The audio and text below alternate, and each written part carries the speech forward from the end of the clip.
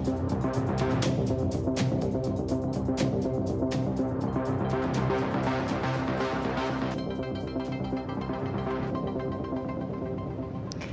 morning, everyone, and welcome to NASA's Johnson Space Center. I'm Reagan Scharfetter, joined none other than by NASA astronaut Tracy Dyson, who has just returned to Earth after a 182-day stay aboard the International Space Station. Tracy, first off, welcome home, and thank you so much for joining us. Thank you, Reagan. It's great to be here, and it has been an honor to represent NASA living and working aboard our magnificent International Space Station for the past 6 months. It's also been a privilege and a pleasure to have flown not once but twice with our Russian partners aboard their historical Soyuz rocket and their spacecraft, as well as participating in all of their deep traditions through training, as well as launch and landing. And it's definitely a delight to be back home on Earth and to be sitting here to recount those experiences. So I just want to thank everybody for their interest and also in advance for the questions. Yeah, definitely. Thank you again. So we are going to go ahead and open up for questions using our phone bridge and through social media using the hashtag AskNASA. We do ask those of you who are dialed in to first state your name and your media affiliation before proceeding with your question. And with that, we'll go ahead and get started with Robert Perlman with space.com.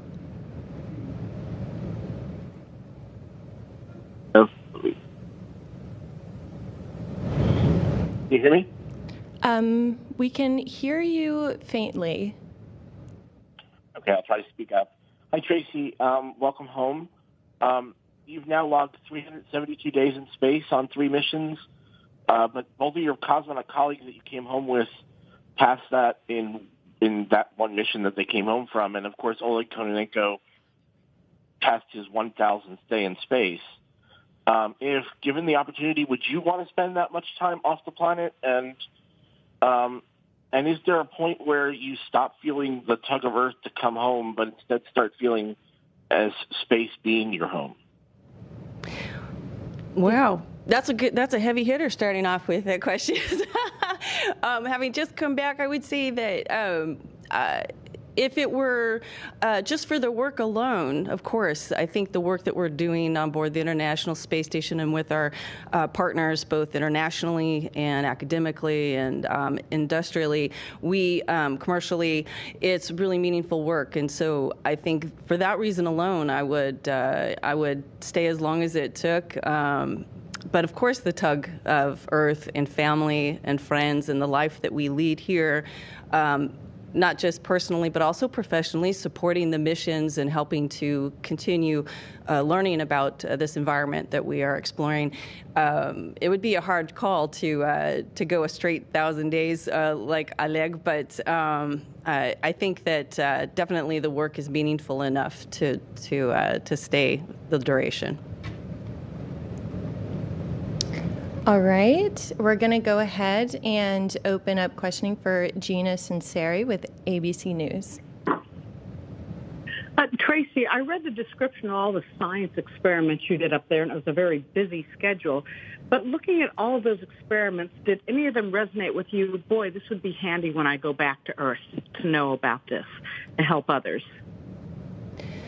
I feel like there's a lot of ways I could answer that. Because the work, the science and the technology demonstrations that we do on board, sometimes the process of the science is really obvious to us crew members, especially when we are the human subjects of it. But sometimes it's not. And it's not until we talk with the principal investigators, the people who develop those payloads, that we start to understand what's going on behind the equipment that we set up, the cables that we connect, and things like that. But one study that was particularly fascinating to me in concept alone, not to mention my literal hands inside the facility helping to set up the experiments, was the biofabrication facility and the 3D printing of human tissue to create cardiac tissues as well as previously meniscus tissue. And I just think that from a standpoint of exploration that's incredibly important as we think about staying where we're going as opposed to just visiting. But also here on Earth, what we can learn from this type of technology in that environment can lead to greater improvements here. And so that's just one example of the type of study that really fascinated me on board. All right, thank you. On that note, we're going to move on to social media. We got a bulk of our questions on our NASA Johnson Instagram, and Kiara on Instagram asked, can you explain your work with cardiac tissues? Oh, well, how about that? To say my work is a stretch, but my participation in the study of cardiac tissue was what I was just mentioning, the biofabrication facility, or BFF as we fondly called it on board. My work involved directly communicating with the payload developers and investigators inside of a glove box. That inside, when you just see a picture of the glove box, you don't get an appreciation for all of the sophisticated technology behind this plastic shield that my hands are inside. But there is this 3D printer that my job primarily was to exchange the cartridges, the ink cartridges, and to clean up after a run where the tissue was deposited, to then remove those units and put them in an incubator of sorts, and to just relay to the team on the ground what I was seeing in terms of the state of their equipment. That's in a nutshell. Before we hop into our next question, I want to remind all of you who are on our phone bridge that you can line yourself up in our question queue by pressing *1. And if your question has already been answered, you can go ahead and press *2 to be removed. But with that, we'll go ahead and jump back into our phone bridge, and we'll pass it on to Robert Perlman again with Space.com.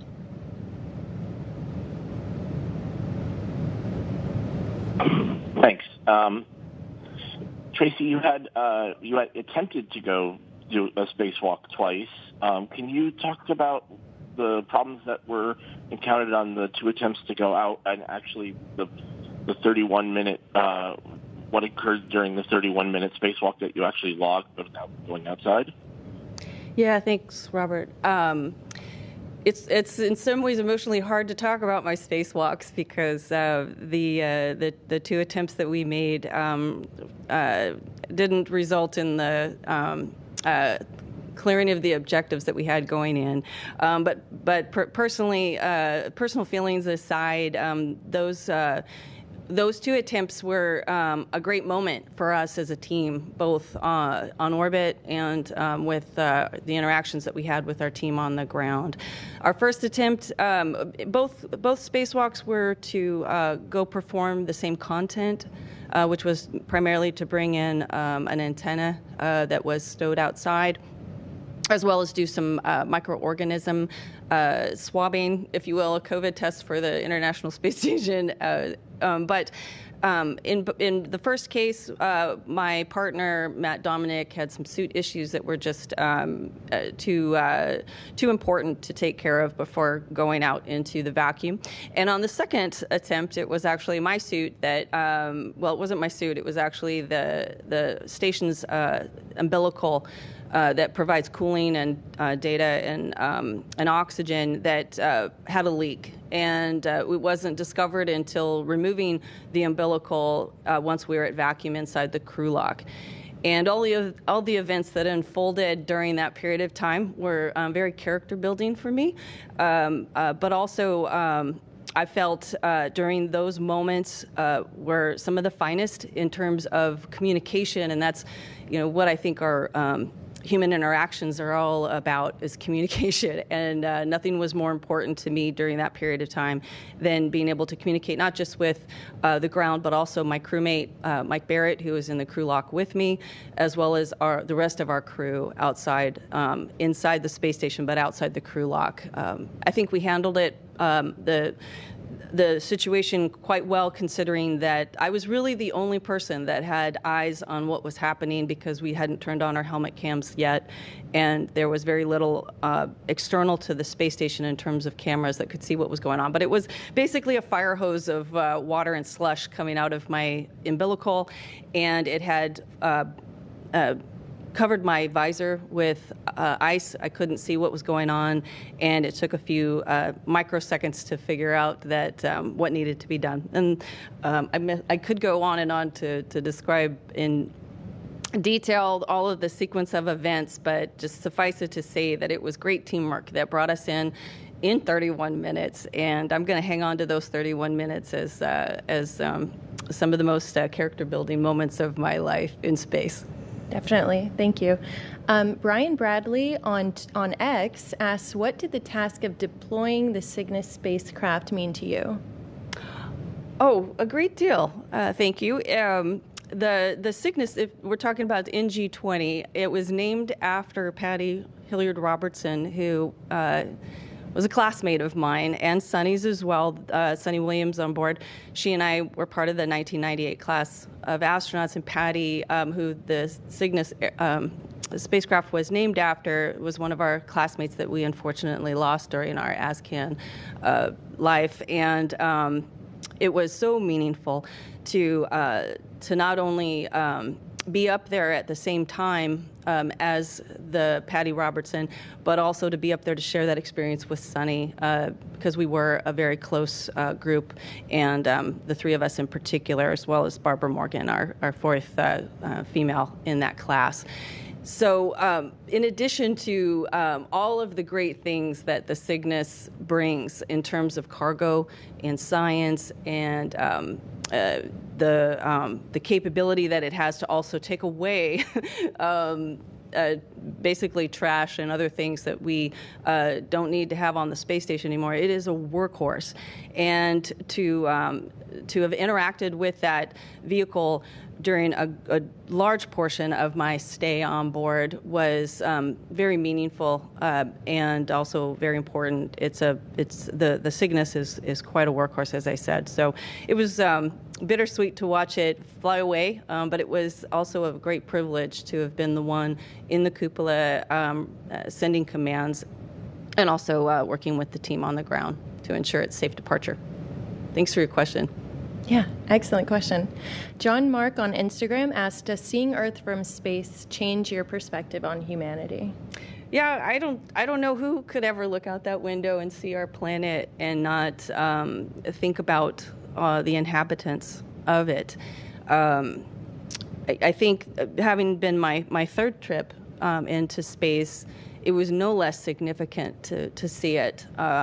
It just pretty much engraved in my mind the memories that I had before of seeing the grandeur of our planet amidst the starkness of space, and just the miracle, I think, of us actually being there in low Earth orbit. What a position to be in, to be able to view our planet amidst the universe, and to also be able to observe through our great cupola windows the rest of our space station and be reminded in such beautiful ways with such a backdrop of the great partnership that we have developed throughout the history of our space programs, not to mention the space station, that have brought us that far. The space station is also a spectacle amidst the great creation of our Earth. So, yeah, definitely. Speaking of that, I want to go ahead and ask my own personal question, just because you were on station during a time when a lot of world events were happening, like the total solar eclipse and the Olympics. What was seeing those events like, or hearing about them and keeping in tabs on them? What was that like from station? Oh, it was really cool in so many ways, one of which was the enthusiasm of everyone and that we came in contact with, from those of us on board to those surrounding us in terms of support, as well as our family and friends. Everybody was so eager to know what we were experiencing and how we were experiencing these things, and just to know that the whole world was involved, especially the Olympics being as exciting as they are, and to have played a special role in terms of our shenanigans doing videos, as well as our psych support team piping up to us the highlights so that we could stay engaged in a meaningful way. The solar eclipse, not being able to see the eclipse itself, but the effect of the eclipse and that great shadow was, I think each one of us felt so blessed to be there, to witness that, and to see such a I guess you'd say an overlap of celestial bodies and creating this tremendous shadow with such articulation on the surface of the Earth, and to go right over it. We had about 3 passes that we took at different angles over the great shadow, but the very meaningful one was right over the top of it. We could barely make out the features of the Earth that were under the shadow, but it was the contrast that was, I think, the most impressive. So between the darkness and then the beautiful multicolored planet that we live on. So. Yeah, it was fantastic to see Earthbound, so I can only imagine. So moving on from that, Laurel on Instagram asks, how has spaceflight changed since your first shuttle mission? Oh, a lot. So I've said this before. My first flight was an assembly flight of the International Space Station. We brought up a small piece, the S5, but a very important piece that connects S4 to S6. And so we also brought up a control moment gyro. And so and during that period of time, the space station was changing with every flight. Even schematics were changing, and so we, as crew members and students of the International Space Station, found ourselves constantly learning a new configuration. During my first long duration stay, we were right at that transition where we were completing the space station assembly and beginning to utilize it. In fact, utilization was such a new term that we hardly knew how to describe it, because we were still bringing on board the science, the sophisticated science that we have today. And so if you could imagine transitioning, say you had to, remodel your house, basically, you go from one purpose to another. That was my experience on my first long duration flight.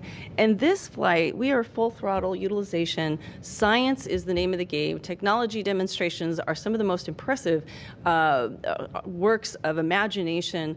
To be there during this period of time is really rewarding personally and professionally, to see, yes, indeed, we had a goal of utilizing the space station as a laboratory, and it is a multifunctional laboratory. It is a multicultural, international laboratory. It's just I think, a great work of art that represents our entire planet. Yeah, definitely. We're going to go back to our phone bridge, and we're going to pass it on to Marcia Smith with Space Policy Online. Thanks so much. I'm curious how much the uncertainty of what was going to happen with Starliner affected life aboard the space station and your operations. I know that all of you are very flexible and all that, but just on a day-to-day basis, just not knowing what was going to happen, if Butch and Sunny were going to stay or if they were going to go, or the timeline for when the next crew would come up, the next NASA crew.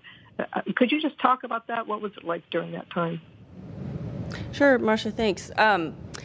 Yeah, I think we all kind of had mixed feelings about it. We know that Sunny and Butch came up there with CFT to do a test flight, and we all had our minds wrapped around them doing a short duration flight. And so when things started to go in a different direction, and the uncertainty, as you mentioned, of when and how they were getting home, it, for me, was, and I know for Sunny too, because we're close friends, it was somewhat bittersweet, because I wanted her to stay, of course, and she wanted to stay, but there was this work to do, and I think that the way we handle any unexpected event, which we as astronauts and as a space program are always prepared to handle the unexpected, and that is we go with the flow. And so I would say that, of course it's a roller coaster. You think you're going home, maybe you're not. Folks are finding new information. Our leaders had a really tough job to come to the conclusion that they did, but I think it was right. And I believe Sunny and Butch are at ease with their situation right now, being on board the space station until February.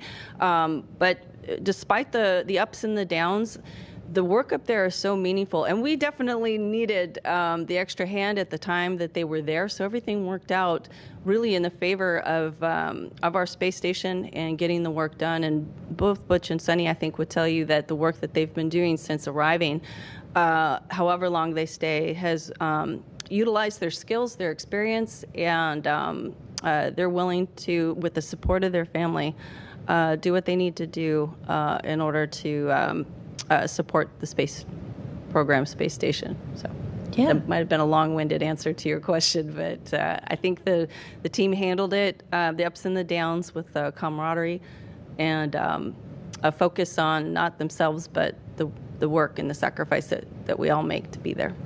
Yeah, definitely. You're obviously no stranger to the space station. So what is your favorite part every time that you get to return? Oh, it's hard to pick one favorite part. Of course, the cupola. I mean, we all love the fact that we have such a great window to view our planet. And it kind of brings it all together of why are we there? Because we get to reflect on this beautiful planet that we've obviously are all a part of, and it's about that and learning more about that through leaving the bonds of gravity and being able to observe it from this special platform at that special place. So the cupola and being able to view our Earth is certainly a great part of returning to the space station. But the work is really meaningful, and the interactions. It's really hard to encapsulate how meaningful that part is, because you spend so much time on the ground coordinating with your training team and your support team and those who develop the experiments that we do on board, as well as the training for taking care of the space station. But everybody that you get to interact with, and the fact that this is a global team, really it hits home a lot of ways when you're just setting up experiments.